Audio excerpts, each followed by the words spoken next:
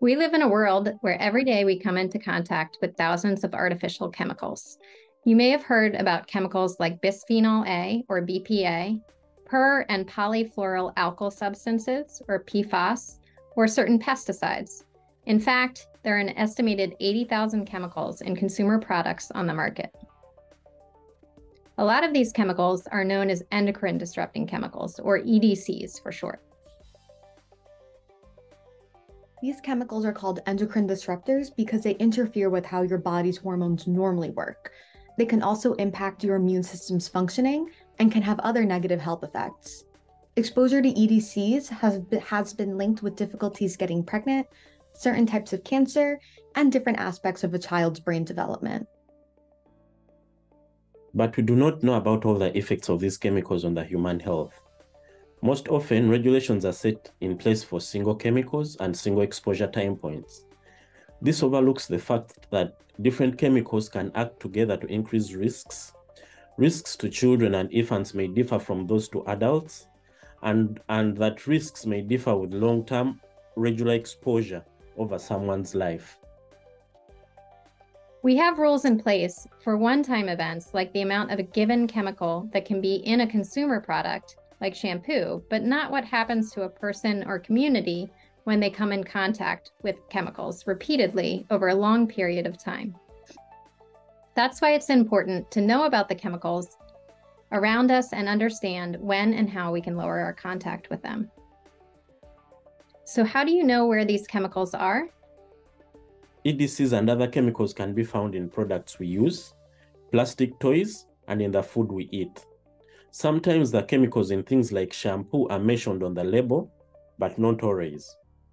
For example, some chemicals like phthalates, which are known endocrine disrupting chemicals, are in the packaging that surrounds snacks and food wrappers and can get into the food inside, but these aren't listed on the labels that tell us about the nutrition or the ingredients. In order to help you learn more about your sources of exposures and ways to reduce them, we wanted to tell you more about these hidden chemicals. There are specific things that you can do to lower the amount of chemicals you come into contact within your food.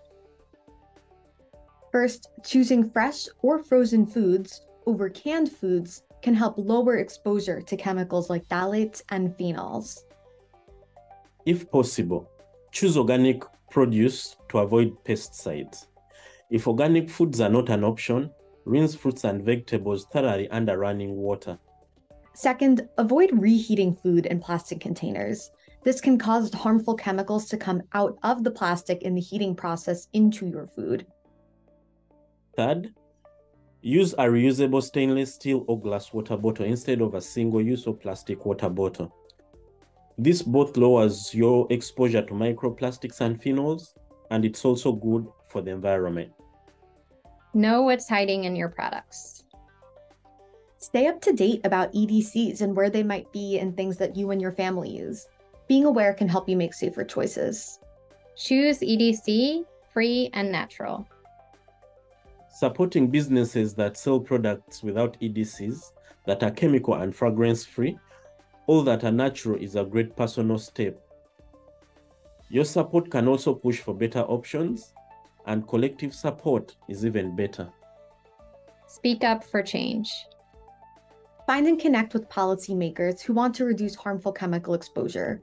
Your voice, with legislative support, matters in making products safer. You can start local and work your way up to the state-level legislators. Understand product rules. Learn about the rules that dictate what goes into the products for you and your family. Knowledge is power for better consumer decisions. Here are some resources to learn more about dietary sources of chemicals and how you can make informed choices to reduce your exposure to EDCs.